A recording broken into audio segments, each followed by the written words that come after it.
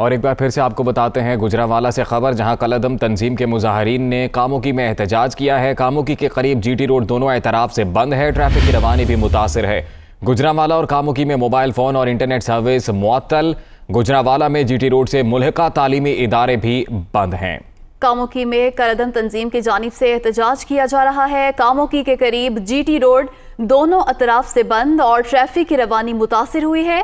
गुजरांवाला और कामोकी में mobile phone और इंटरनेट सर्विस भी मुअत्तल है।